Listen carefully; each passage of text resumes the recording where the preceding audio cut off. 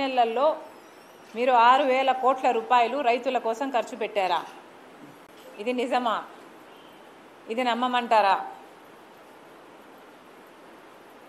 ఇది నిజమే అయితే ఎలా ఖర్చు పెట్టారో, ఐటమ్ వైస్గా 6,000 కోట్ల రూపాయలు ఎలా ఖర్చు పెట్టారో ప్రజలకు తెలియాల్సిన అవసరం ఉంది. శ్వేతపత్రం రిలీజ్ చేయండి. మాకు కూడా తెలుసుకోవాలని చాలా ఇంట్రెస్ట్గా ఉంది. రైతుల కోసం మీరు ఎలా ఖర్చు పెట్టారో కూటమి సర్కార్ని కాంగ్రెస్ పార్టీ ఛాలెంజ్ చేస్తుంది. దీని వైట్ పేపర్ని, శ్వేతపత్రాన్ని రిలీజ్ చేయండి. ఇక ఈరోజు ప్రెస్ మీటు పెట్టాలనుకున్న అంశము కులగణన. కేంద్ర ప్రభుత్వం ఎట్టకేలకు దేశవ్యాప్తంగా కులగణనకి ఒప్పుకున్నట్టుగా మొన్న బీజేపీ మంత్రి ప్రకటించడం జరిగింది. చాలా సంతోషం. ఇప్పటికైనా మీకు జ్ఞానోదయం అయింది. ఇప్పటికైనా బీజేపీ పార్టీ కులగణనకి అంగీకరించింది. దీన్ని కాంగ్రెస్ పార్టీ స్వాగతిస్తుంది. నిజానికి ఇది సాధ్యం అయ్యింది అంటే దానికి కారణం రాహుల్ గాంధీ గారు. రాహుల్ గాంధీ గారు ఎప్పటి నుంచో కులగణన జరగాలి అని ఎప్పటి నుంచో డిమాండ్ పెట్టారు. మన దేశంలో ఏ కులానికి సంబంధించి ఎవరు ఏ ఆర్థిక పరిస్థితుల్లో ఉన్నారో తెలియకపోతే వారికి న్యాయం చేయటం అసాధ్యం. కాబట్టి కులగణన అనేది తప్పనిసరి. కులగణన తప్పకుండా జరగాల్సిన విషయము. అది చేసిన తర్వాత ఆ కులగణన డేటా ప్రకారము రిజర్వేషన్లు కూడా ఆల్టరేషన్ అయితే ఆల్టరేషను, లేకపోతే పరిమితి పెంచాల్సి ఉంటే పెంచాలి అన్న విషయాన్ని కూడా రాహుల్ గాంధీ గారు అనేక సందర్భాలలో డిమాండ్ చేయడం జరిగింది. ఈరోజు బీజేపీ పార్టీ తల వంచి కులగణనకి అంగీకరించింది అంటే దానికి కారణం రాహుల్ గాంధీ గారు చేసిన పోరాటం. ఈ క్రెడిట్ మొత్తము పూర్తిగా కాంగ్రెస్ పార్టీకే చెందుతుంది, ఎవరు అవునన్నా ఎవరు కాదన్నా. కులగణన అన్నది సెన్సస్ యాక్ట్ ప్రకారం, ఇండియన్ యాక్ట్ ఆఫ్ సెన్సస్ ప్రకారము ప్రతి 10 సంవత్సరాలకు ఒకసారి జరగాల్సిన అంశం. మనకు ఇండిపెండెంట్ ఇండియా అయిన తర్వాత 1951లో మొదలుపెట్టారు.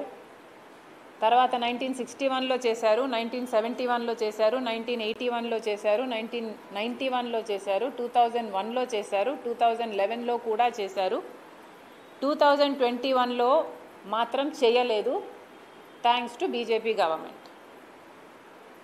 ఆ రికార్డుని, ఆ ప్రక్రియని భగ్నం చేసిన వాడు మోడీ గారు. 2011లో జరగాల్సిన జనగణన సెన్సెస్ ఇంతవరకు జరగనే లేదు. కారణం మోడీకే తెలియాలి. ఇంతవరకు కాలయాపన చేశారు. కానీ ఇప్పుడైనా జనగణనతో పాటు కులగణన కూడా జరగాలి అని మోడీ ఒప్పుకున్నాడు అంటే దానికి కారణం వల్ల తప్పనిసరి పరిస్థితులు రావటం వల్లే. నిజానికి బీజేపీ పార్టీ మోడీ గారికి కులగణన చేయటం వాళ్ళ సిద్ధాంతానికి వ్యతిరేకం. బీజేపీ పార్టీ ఒక మతతత్వ పార్టీ.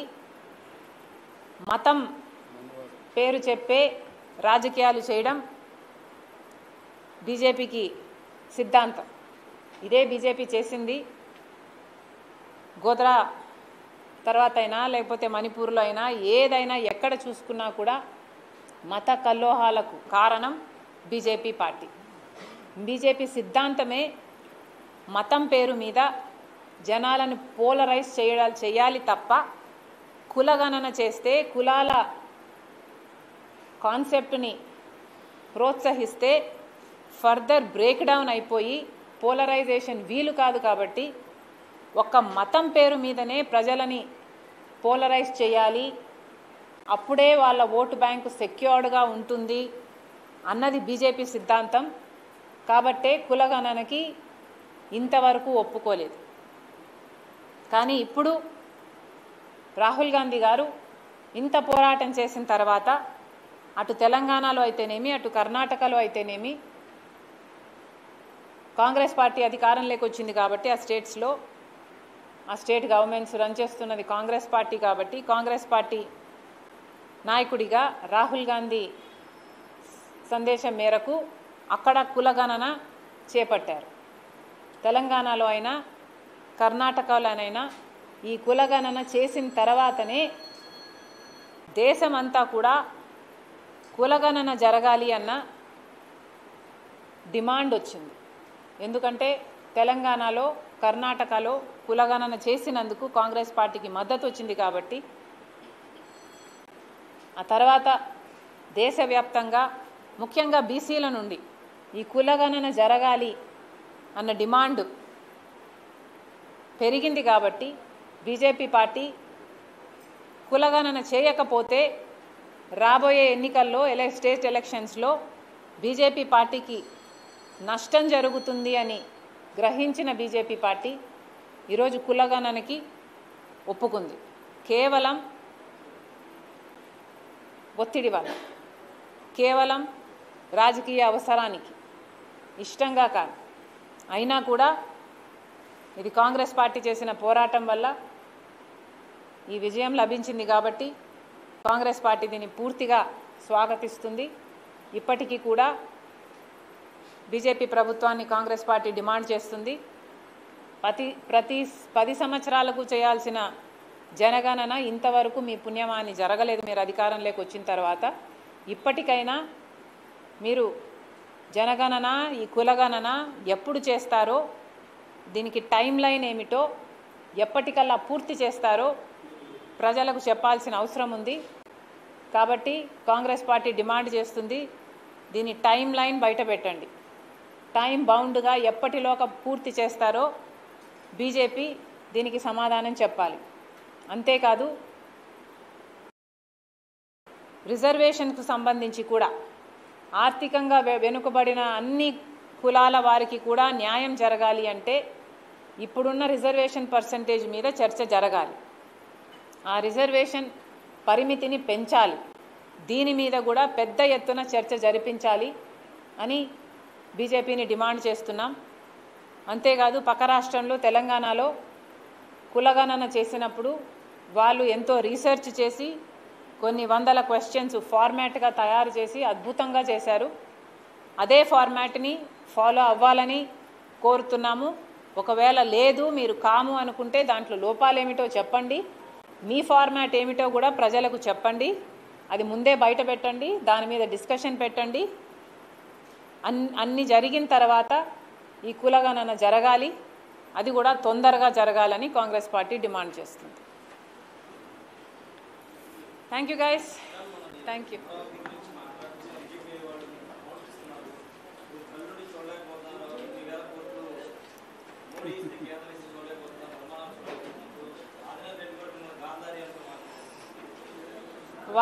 వాళ్ళు కౌరవులు అంతే కదా, అంతమంది ఉన్నారు, అంత జనాభా ఉన్నారు, వాళ్ళు కౌరవులు కాక ఏమవుతారు?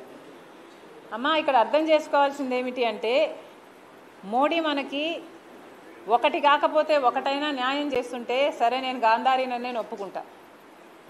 కానీ ఎటు చూసినా నాకు కనిపించడం లేదు కదా. ఎటు చూసినా ఒక్క మేలైనా కనిపిస్తే సరేలే అనుకోవచ్చు. స్పెషల్ స్టేటస్ ఇచ్చారా అంటే స్పెషల్ స్టేటస్ ఇవ్వలేదు.